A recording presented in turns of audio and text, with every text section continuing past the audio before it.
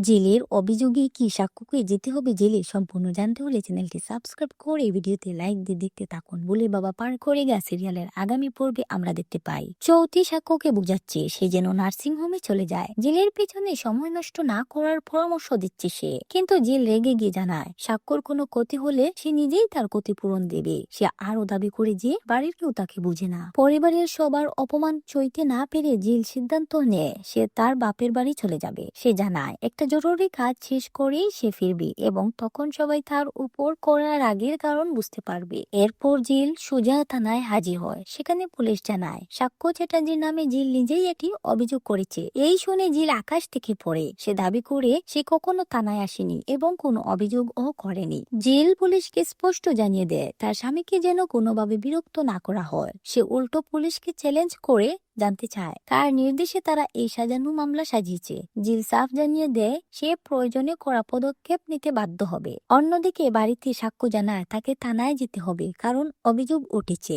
যে সে জিলের চিকিৎসার খরচ দিচ্ছে না। জিল আর সাক্ষ্য সম্পর্কের এই নতুন মোড় কোন দিকে যায় তা দেখতে চোখ রাখুন পরবর্তী পর্বে।